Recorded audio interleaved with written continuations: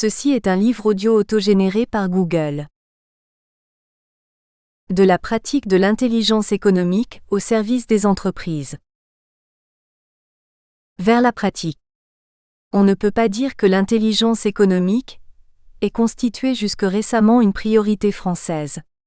Hormis le son de quelques voix disparates, il a fallu attendre le rapport au Premier ministre de Bernard Carayon, Intelligence économique, compétitivité et cohésion sociale, daté de juin 2003, pour que soit enfin clairement posé le problème, publiquement et sans langue de bois. Il est vrai que le député du Tarn se veut à présent le chantre de l'IE, son site internet portant en exergue le slogan « Pour une politique publique d'intelligence économique ».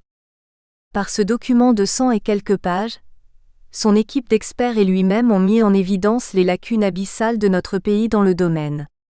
Nous apprenons comment les États-Unis ont de longue date conçu et mis en œuvre une politique cohérente, alors que la France se trouve confrontée à un cruel manque de moyens, probable conséquence d'une conscience trop faible, à moins que ce ne soit l'inverse, tant au niveau de l'État que des entreprises. C'est ainsi qu'ils nous décrivent un État sans priorité, un État aveugle, mais également pointent que trop d'entreprises méconnaissent encore les métiers de l'intelligence économique au point d'en oublier leur existence, de placer leurs titulaires dans une position subalterne ou de leur refuser les moyens de développer leur activité. Il était temps d'initialiser un début de réaction.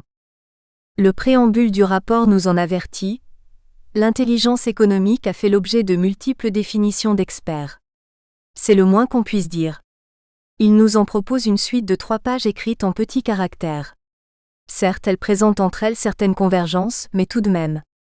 Malgré cette prise de conscience encore très ténue, nombre de penseurs ont donc pensé, mais la notion et l'intérêt n'en demeurent cependant pas moins flous dans les esprits. Essayons donc de ne pas ajouter à cette confusion. Remontant quelques années en arrière, il semble que le terme dans son acception anglo-saxonne ait été utilisé avec une certaine cohérence en 1996 par le Gartner Group, une société d'analyse économique américaine, dans un rapport dont nous traduisons un extrait. Vers les années 2000, une démocratie de l'information va apparaître dans les entreprises qui regardent vers elle '. Avant, mettant au service des employés, des consultants, des clients, des fournisseurs et du public, des applications et des informations de type intelligence économique. La clé de la prospérité dans un marché compétitif est de rester en avance sur ses concurrents. Prendre les bonnes décisions fondées sur des informations précises et à jour demande plus que de l'intuition. L'analyse des données, leur mise en forme et les outils de collecte peuvent aider les utilisateurs business à naviguer dans l'océan des données et à synthétiser l'information ayant une réelle valeur. L'ensemble de ces outils tombe collectivement dans la catégorie appelée « business intelligence », ce que nous avons traduit en français par intelligence économique.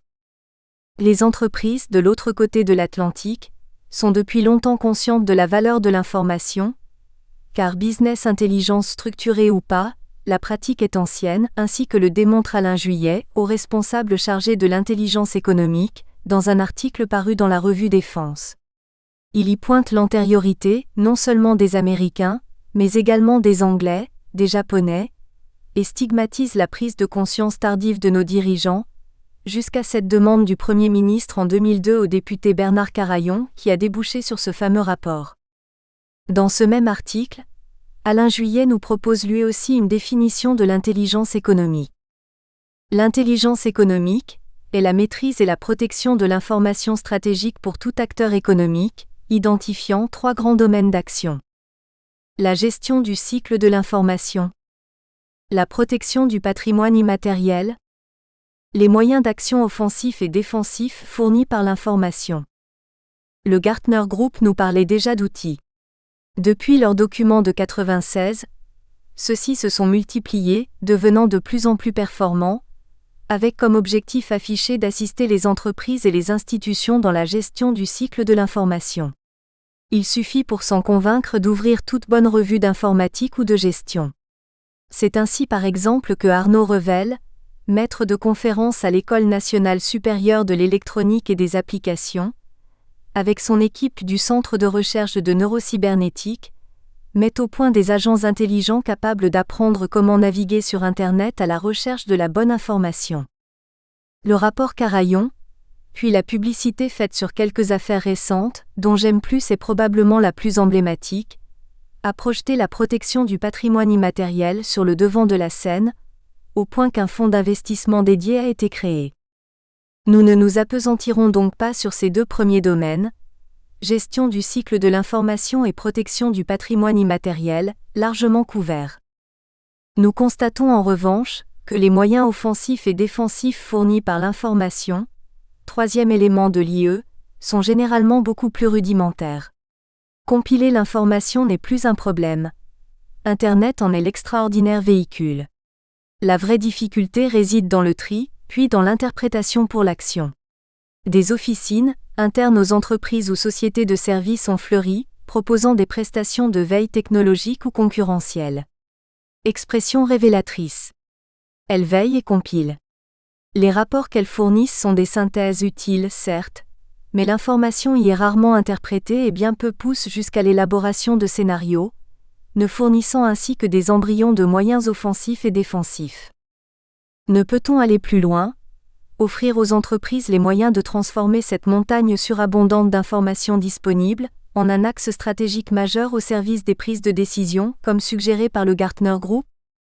Nous sommes convaincus de l'impact potentiel d'un tel axe stratégique dans la guerre macroéconomique, comme sur l'efficacité quotidienne des entrepreneurs. Comprendre les marchés signifie certes appréhender les tendances liées à la technologie, les contraintes géopolitiques, etc., mais également de manière pratique, cerner les acteurs de son environnement, qui sont autant de clients, de prospects, de partenaires, de concurrents, de proies, avec lesquels nous sommes potentiellement amenés à travailler, composer, ou contre lesquels nous devons agir. La maîtrise de l'information peut de ce fait être réactive sur les événements et alimenter les décisions. Mais encore une fois, est-ce suffisant pour rester en avance sur ses concurrents? N'est-il pas imaginable de jouer perpétuellement au moins un coup d'avance sur l'échiquier, ou le goban? L'idéal serait de comprendre les autres, d'intégrer leur mode de pensée, leur personnalité, de sauter dans leurs chaussures et d'anticiper leurs réactions comme en sont capables les grands maîtres des échecs ou du Go, puis d'élaborer des scénarios concernant leur évolution. Les coups de son partenaire sont fréquemment différents de ceux que le joueur a anticipés. La principale cause de cette distorsion entre anticipation et réalité s'explique par le fait que les joueurs oublient de se mettre à la place de l'autre et se concentrent uniquement sur leur propre objectif. L'effort d'analyse du joueur de Go doit avant tout se porter sur la stratégie de son adversaire. Nous proposons de mettre en œuvre cette Go-attitude. C'est ainsi que ce coup d'avance deviendrait permanent, grâce à une réflexion récurrente. Le mot intelligence de l'expression business intelligence prend alors tout son sens, celui des anglo-saxons, celui de l'acronyme CIA Central Intelligence Agency. À titre d'illustration de ce besoin d'anticipation, permettez-moi de citer quelques réactions de dirigeants d'entreprise. Le directeur général France d'une multinationale leader dans la haute technologie me disait récemment : « Je ne peux plus tolérer mes concurrents. Dans le passé, nous avions chacun notre précaré. Nous surveillions du coin de l'œil ce que l'autre faisait sur son territoire. Mais c'est bien fini. La bataille est frontale. Nous devons les comprendre et surtout anticiper sur leurs actions. » Le responsable de la formation des partenaires d'une autre société ajoute : « Il n'est pas acceptable qu'un commercial grand compte passe des semaines à comprendre ses clients et ses prospects. Mais par ailleurs, nous ne pouvons admettre qu'ils perdent des affaires pour ne pas avoir analysé assez tôt et en profondeur les circuits de décision, ou ce qui motive ses interlocuteurs. » D'autres réflexions. Fonctionner en cohérence avec nos partenaires, nos fournisseurs, est impératif. Mais il faut avouer que nous ne nous comprenons pas toujours. Nous ne pouvons pas perdre notre temps avec des prospects à faible potentiel. Tout ceci confirme, s'il en était encore besoin, l'impérieuse nécessité de posséder les outils d'une meilleure et plus rapide compréhension de tous les acteurs de son environnement, pour très concrètement, augmenter l'efficacité des équipes et améliorer les résultats. Nous nous trouvons donc devant le paradoxe d'entreprises confrontées à des difficultés explicites, qui probablement par manque d'informations, et ou de propositions concrètes, ne font pas le lien avec ce que l'intelligence économique peut leur apporter. L'objectif ultime est l'efficacité qui requiert l'action. Et comment savoir quelles actions mener, si l'on ne comprend pas le terrain, avec qui et contre qui agir, mais également quelle est notre position. Connais-toi toi-même et tu connaîtras l'univers et les dieux, était sculpté sur l'architrave du temple de la Pythie de Delphes. Il ne s'agit aucunement d'effectuer une comparaison analytique du style benchmarking, comme la mode en est encore trop fréquente, afin de se confronter au best in class. Comparer le cœur de deux individus, puis leur force musculaire et encore leur capacité pulmonaire, ne permettra jamais, en jouant sur les facteurs pris isolément, de rendre quiconque plus performant dans quelque sport que ce soit. On sait depuis Bertalanffy que ce qui fait l'efficacité d'un système, c'est l'interaction entre ses éléments, pas une approche analytique de chaque composant.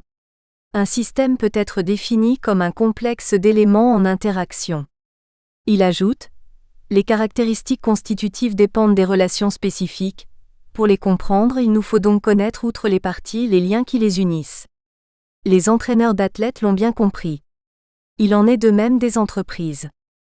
Se connaître pour accroître son efficacité permet, sur la base d'informations fiables et interprétées, de réaliser une analyse SWOT pragmatique et efficace qui préside à la mise en place de plans d'action.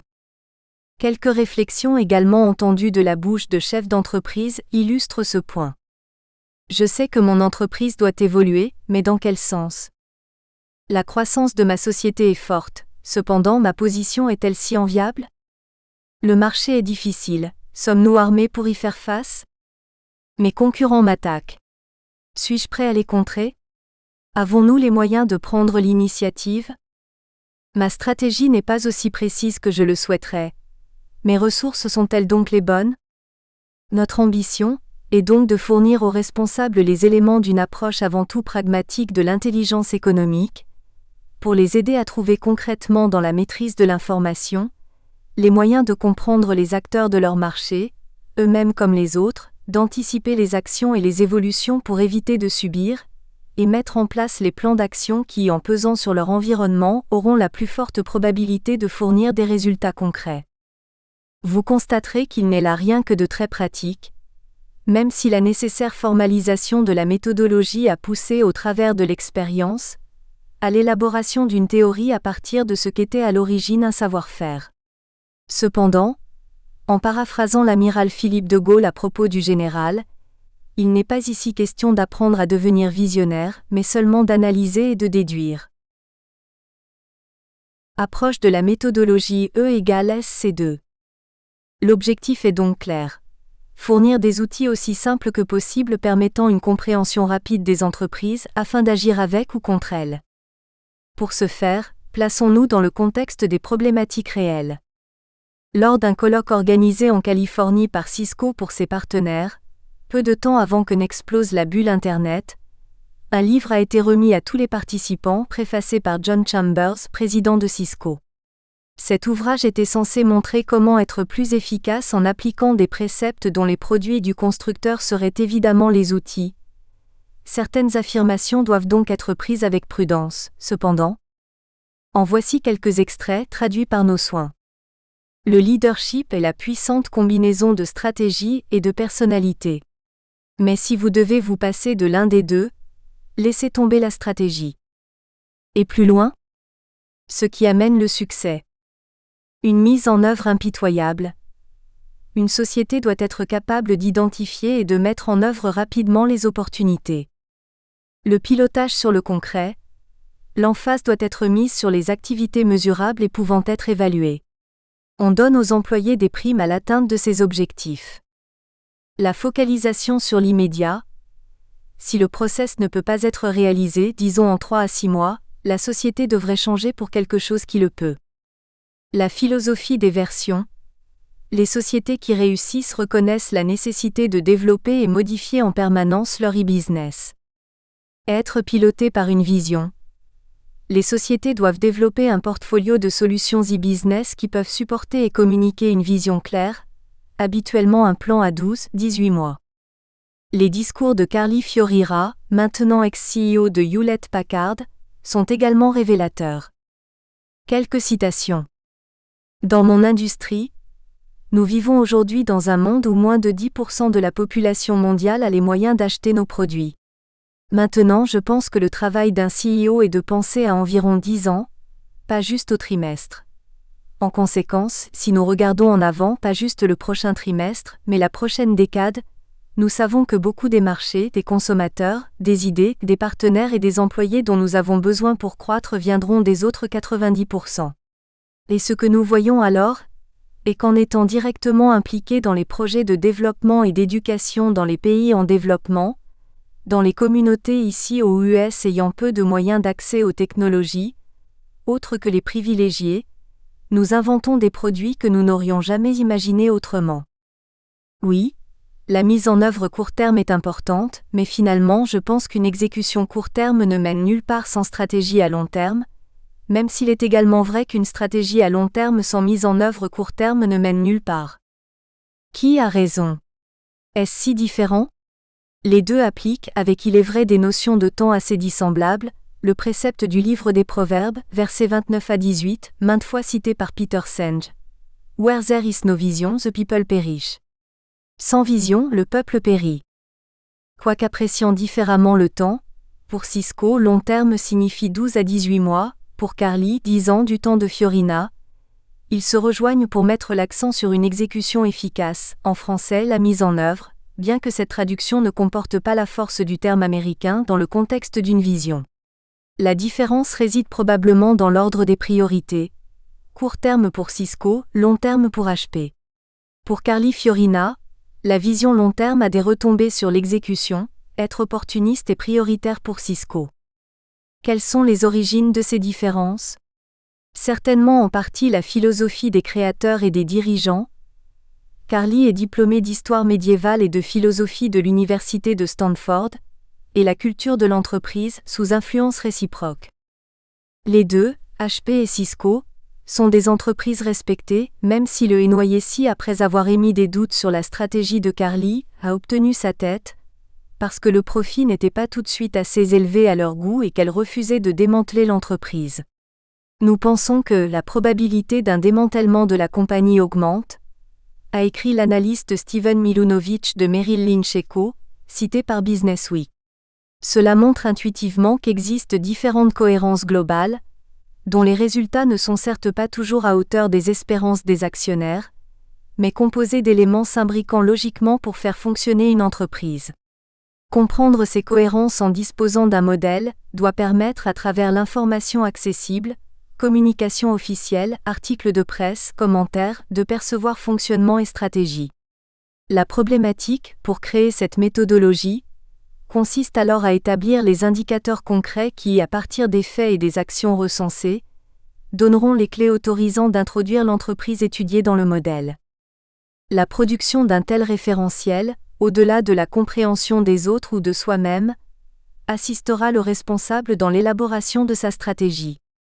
Il pourra également participer aux décisions de changement de structure, d'habitude, d'éléments de culture par la mise en évidence d'incohérences réelles ou potentielles, intrinsèques ou avec l'environnement. On y verra donc également un intérêt dans le cadre d'un rachat d'entreprise ou d'activité, l'analyse étant trop souvent circonscrite aux aspects financiers, de la mise en œuvre d'un partenariat, d'un réseau de sous-traitants, la création d'un canal de vente. Notre ambition par cet ouvrage est cependant plus modeste. Vous aider à profiler rapidement vos clients, vos concurrents, vos fournisseurs, vos partenaires, les sociétés que vous souhaiteriez acquérir, par la mise en théorie d'une expérience de plus d'un quart de siècle, en s'appuyant sur les travaux de quelques illustres prédécesseurs. Les origines de E égale SC2. Au début des années 80, j'étais account manager, responsable du principal grand compte chez Digital Equipment France. Recherchant, comme on me l'avait enseigné, les décideurs et les circuits de décision, je compris que mon efficacité passait également par la perception des motivations, et que celle-ci affichait une grande cohérence au sein d'une même entreprise. Le contexte dans lequel ces acteurs évoluent m'a paru également influencer les comportements. Je fis donc empiriquement le lien entre structure, culture d'entreprise et motivation. IBM était mon principal concurrent. L'approche de mon vis-à-vis était à ce point différente de la mienne, que je réalisais également comment l'entreprise dans laquelle vous évoluez vous façonne. C'est à la même époque que je pris conscience que chez Digital, les managers se reproduisaient à l'identique. Une des valeurs affichées était l'acceptation de la diversité. En réalité, si vous n'étiez pas dans le moule, il vous était impossible de progresser. Cette notion d'identité allait jusqu'au type de voiture. Ne pas exhiber une Golf GTI était presque synonyme de non-promotion. Je touchais ainsi du doigt ce que les valeurs officielles peuvent avoir d'artificiel, face à la véritable culture. Plus tard, je fus directement impliqué dans un projet de réorganisation des ventes. Je perçus alors l'articulation entre vision et appréhension de l'environnement, perception du monde extérieur, ainsi que la hiérarchie des priorités dans l'exécution. Telle est l'origine de E = SC2, faite d'une première accumulation d'expérience en entreprise et avec des entreprises. Il va sans dire que je n'avais à cette époque absolument pas en tête la mise en équation, des notes que je commençais à compiler dans des chemises qui rapidement débordèrent, mais me suivirent dans mes pérégrinations, s'enrichissant au fil des années. Devenu directeur d'une filiale récemment acquise par une multinationale, j'eus en 1998 l'opportunité de mettre en pratique certaines de ces théories non encore finalisées. L'objectif qui me fut assigné était de parvenir dans un délai donné, à fusionner avec la maison mère française. Mon premier constat en fut l'impossibilité, le choc serait trop important. Par chance, je fus suivi dans mes conclusions. M'appuyant sur mon modèle, je décidai, pour amener la cohérence de ma filiale à un degré de compatibilité suffisant avec l'acquéreur, de faire évoluer la culture et les autres composantes. Je forçai en particulier l'équipe de management à corriger son mode de travail et les relations avec les employés. Nous pûmes fusionner sans trop de dégâts au bout d'1 an. Plus récemment, pour le compte d'une société de formation, j'eus pour mission de manager les liens avec ses 3 plus importants partenaires constructeurs, Cisco, Novell et Microsoft. E = SC2 ayant entre-temps pris de la consistance, j'appréhendais leur stratégie et leur culture, et pus anticiper sur certaines de leurs actions. Notre propre stratégie, y compris l'exécution court terme et les moyens à mettre en œuvre en furent largement influencés. Les résultats furent à la hauteur de cet avantage concurrentiel. Je fus de plus chargé d'assister, en tant que consultant interne, les 12 filiales européennes dans l'élaboration et la mise en œuvre de leur stratégie locale, dans le cadre des directives du groupe. Le schéma de principe issu de mon expérience, que vous découvrirez dans un chapitre ultérieur, fut largement utilisé par tous. L'approche décrite dans le présent ouvrage n'est donc en aucune manière une construction intellectuelle, elle repose sur l'expérience. De fait, qu'ai-je constaté, et qui a présidé à l'élaboration de la méthodologie E = SC. 2 évidences. Les faits et la communication reflètent ce que sont les entreprises, même si elles cherchent à cacher la vérité. Exemple. Que Carly Fiorina soit diplômée d'histoire médiévale est signifiant. La question est de découvrir cette signification. Les grandes actions sont motivées, en d'autres termes, les sociétés ont une stratégie, même non écrite, même dans l'inconscient collectif, même si elles le nient. Si Microsoft fournit de la formation gratuite sur ses logiciels serveurs en fonction des licences Office acquises, nul doute que ceci entre dans un plan plus vaste, mais quel est-il ? Le challenge est de trouver les informations, actions et les faits signifiants, mais également de les passer au crible d'une grille de lecture qui permette leur interprétation. La méthodologie E = SC fournit une modélisation de l'entreprise, stratégie et mode de fonctionnement, pour cibler les informations signifiantes ainsi que les moyens de l'interpréter. Quelques extraits d'analyse. Avant de divulguer mes secrets qui n'en sont pas, je ne résiste pas au plaisir de vous faire partager quelques extraits d'analyse volontairement expurgés. Je ne souhaite en effet pas rendre publiques des conclusions qui pourraient porter préjudice aux entreprises citées et aider leurs concurrents. Je n'ai de plus mentionné aucun élément de prospective. Rappelons que les interprétations sont exclusivement réalisées à partir d'informations publiques que tout un chacun peut aisément se procurer sur Internet, en utilisant tout bon moteur de recherche. Toshiba. Toshiba est une société pilotée par le marché. Sa technologie, réputée et toujours à la pointe, est commercialisée pour répondre à des besoins clairement exprimés par les clients. C'est la pratique du à coup sûr qui fait toute son efficacité. Les financiers sont au service du business et non le contraire. Bien que la stratégie soit unique et claire, la mise en œuvre est décentralisée, les acteurs locaux détiennent le pouvoir sur la mise en œuvre. Hewlett-Packard. Sous l'ère Carly, HP est une société cultivée, où l'individu et sa compétence sont mis en exergue.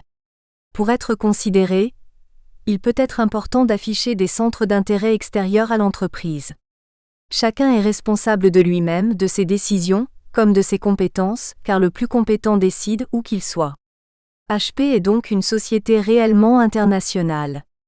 Les décisions sont prises en fonction de la vision stratégique, ce que Harry de Geus appelle la mémoire du futur. Le long terme pilote donc le court terme. Le monde est considéré comme un ensemble de marchés, où il faut être le leader, en cohérence avec la vision long terme. La compétence est le moyen le plus efficace pour réaliser les objectifs. Les choses ont changé. Le court terme pilote. La rentabilité prime sur le leadership marché. Que reste-t-il de la primauté de la compétence, des idées de Peter Drucker, de la mémoire du futur? À force de vouloir ressembler à IBM, HP n'est-il pas en train de perdre son âme? L'Express, dans un article intitulé « Quand l'informatique dégraisse », ne fait plus de différence entre les deux mastodontes. Thomson. Pour ceux qui ne connaîtraient pas cette société canadienne, Thomson se définit comme « The World's Leading Information Resource ». En résumé, leur métier est de gérer de l'information et de la fournir aux entreprises, en utilisant les moyens offerts par la haute technologie. J'ai choisi cette troisième entreprise, bien que semble-t-il moins connue que les deux précédentes, pour deux raisons essentielles.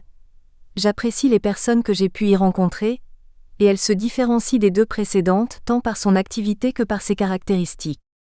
Thomson est une société particulièrement performante sur son marché, et les services proposés sont de grande qualité. Est-ce sous l'influence de son activité maîtresse, qui est la fourniture d'informations financières? Quoi qu'il en soit, ces indicateurs sont purement financiers, et ce, pour chaque pan de business, mais également de manière plus analytique, chaque activité dans chaque business. Technologie et compétences sont au service de la réalisation des objectifs financiers. La discipline est de règle, tant pour la mise en œuvre de la stratégie décidée d'en haut, que pour les process, dont la cohérence est source d'efficacité. Synthèse. On parle d'organisations apprenantes, d'organisations intelligentes, de travailleurs du savoir, mais qui a atteint ce degré de perfection décrit par Peter Senge, Peter Drucker et quelques autres? Il est de plus probable que beaucoup n'ambitionnent aucunement de figurer parmi cette élite, comme Harry de Geus nous le suggère. Il est parfaitement légitime pour quiconque de détenir une machine corporate, avec pour seul objectif de gagner sa vie. Comprendre les entreprises, c'est faire preuve d'un extrême pragmatisme, regarder le monde tel qu'il est et non tel que nous souhaiterions qu'il fût, en évitant de se laisser influencer par sa propre cohérence. Contrairement aux auteurs précités, à ces consultants de renom, nous n'ambitionnons pas de révolutionner les modes de management, mais simplement d'aider les dirigeants à se comprendre et à comprendre leur environnement, leurs fournisseurs, leurs clients, partenaires et autres concurrents. Nous devons en effet constater avec Peter Senge que malgré leurs efforts, les spécialistes de la pensée systémique tentent depuis des années de démontrer aux managers qu'il leur faut se concentrer sur le long terme. On pourrait faire le même constat sur la primauté de la compétence chère à Peter Drucker, etc.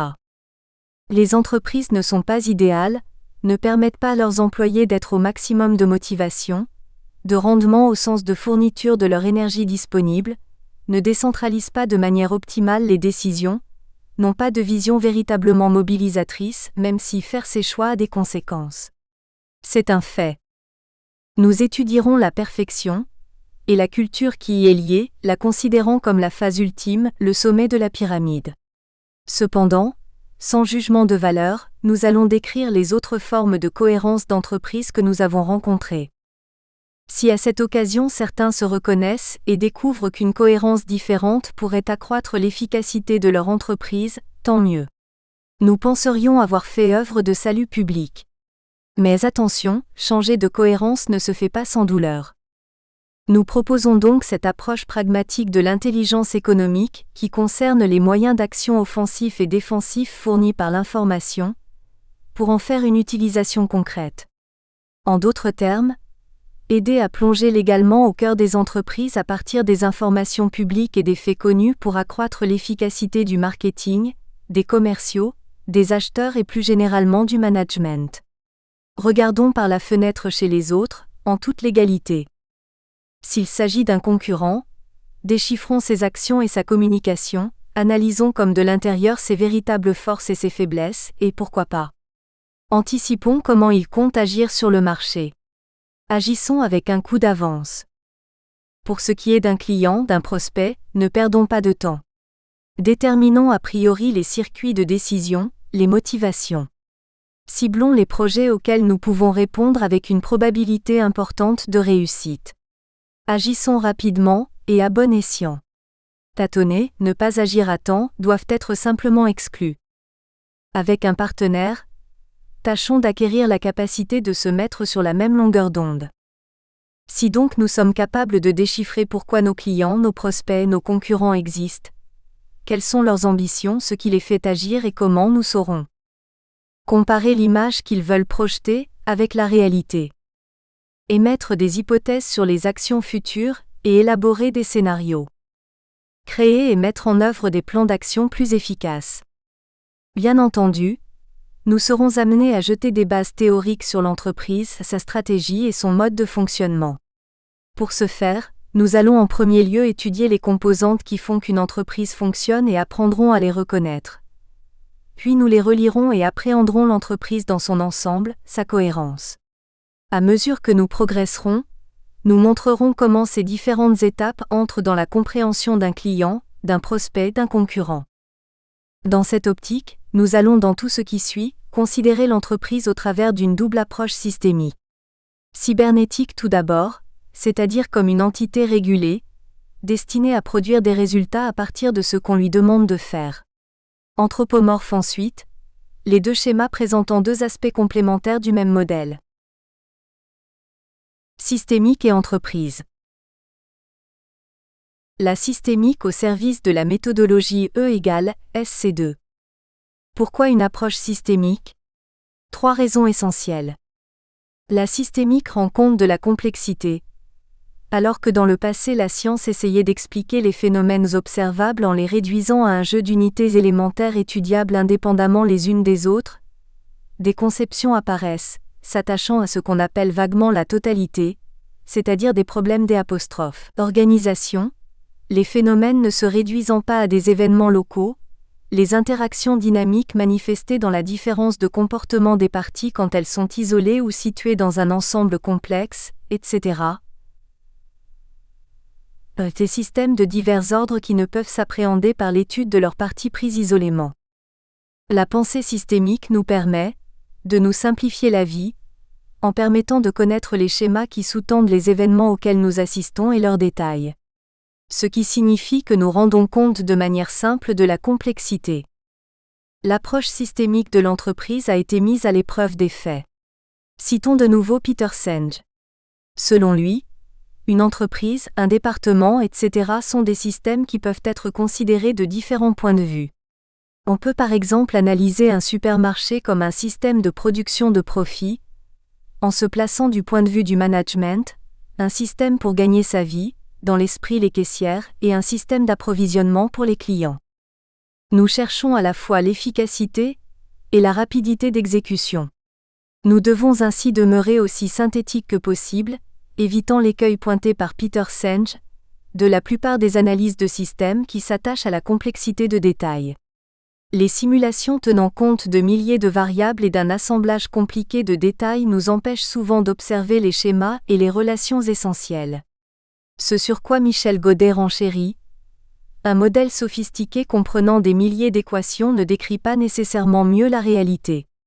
Cette apparente exhaustivité est d'autant plus illusoire que l'on a omis des facteurs non quantifiables, mal connus ou controversés. Dans ce contexte, j'ai eu le grand honneur de passer quelques heures avec Michel Karski dans son appartement d'artiste du 5e arrondissement de Paris. Il me demanda de lui présenter la méthodologie E = SC2, ce dont je m'acquittais avec une certaine appréhension, redoutant le jugement de ce pionnier de la dynamique des systèmes, comme Jay Forrester, et qui a tant œuvré pour la reconnaissance de cette science dans l'Hexagone. Notre conversation tourna dès lors sur la finalité de nos approches. Michel Karski et Jay Forrester avec lui, grâce à des simulations informatiques à variables multiples, cherchent à paramétrer les évolutions de notre monde en visant l'exhaustivité des relations dans un système.